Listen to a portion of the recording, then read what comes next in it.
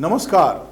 आज की समीक्षा में आपका स्वागत है, आपका बहुत बहुत स्वागत है और मैं हूं आपका पीसी सिंह। आज की चर्चा एक बहुत ही अति महत्वपूर्ण मुद्दे के ऊपर में। आज 23 मार्च है और ये दिवस डॉक्टर राम मनोहर लोहिया के जन्म दिवस के रूप में मनाया जाता है। डॉक्टर राम मनोहर लोहिया एक बहुत ही बड़े समाजवादी नेता थे, ये हम लोग सब जानते हैं। और लोहिया के लोग आज भी, जब पूरा का पूरा बीजेपी चारों तरफ छाया हुआ है और कांग्रेस भी सबसे बड़ा विपक्ष के रूप में मौजूद है, फिर भी आज लोहिया के लोग जो उनके अनुयायी हैं, जो उनके सिद्धांत को मानते हैं, वो भी देश के कई क्षेत्रों में आपको काफ़ी मजबूती की स्थिति में खड़े हैं। उदाहरण के लिए उत्तर प्रदेश और बिहार में तो नीतीश कुमार की सरकार भी है और ये समाजवादी हैं, लोहिया के समर्थक हैं। और उत्तर प्रदेश में भी जो वहाँ के नेता हैं वो भी, मतलब समाजवादी पार्टी के जो नेता, समाजवादी पार्टी जो है सत्ता में रही है, अखिलेश यादव और उसके पहले मुलायम सिंह यादव, ये भी राम मनोहर लोहिया के बहुत बड़े अनुयायी रहे हैं। लेकिन कहानी किसी और चीज़ के ऊपर। आपको जानना चाहिए कि डॉक्टर राम मनोहर लोहिया 23 मार्च को जिनका जन्मदिन था, वो कभी भी अपना जन्मदिन नहीं मनाया करते थे।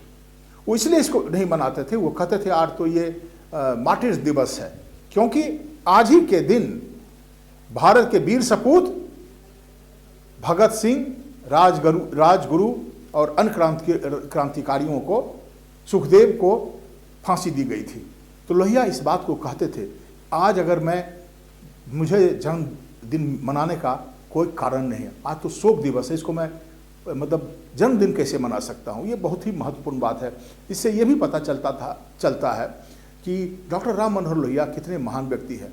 तो आज इस जो मैं आपसे बातचीत कर रहा हूँ, मैं डॉक्टर राम मनोहर लोहिया को श्रद्धांजलि अर्पित करना चाहता हूँ। लेकिन उसके पहले भगत सिंह, राजगुरु और सुखदेव के चरणों में अपना जो कहते हैं सम्मान भी देना चाहता हूं, उनको भी याद करना चाहता हूं, क्योंकि वो भारत के अतीत हैं, भारत की परंपरा के प्रतीक हैं, उनको भी भुलाया नहीं जा सकता है।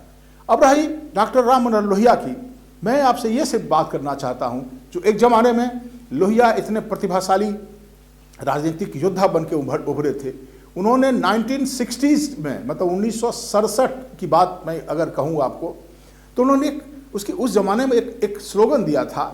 उन्होंने स्लोगन दिया था नॉन कांग्रेसिज्म, माने कांग्रेस के खिलाफ जो विपक्षी दलों को उन्होंने इकट्ठा किया, वो बहुत बड़ा हथियार बना, जो सबसे पहले कांग्रेस को, जो शायद ही कोई ऐसा राज्य हो जहां पर उसकी सरकार नहीं थी, ये लोहिया की देन है कि वो उनके प्रयास से पूरे उत्तर भारत में, लगातार पूरे उत्तरी भारत में 7-8 राज्यों में कांग्रेस सत्ता से हट गई और विपक्ष की सरकार बनी, समृद्ध सरकार बनी।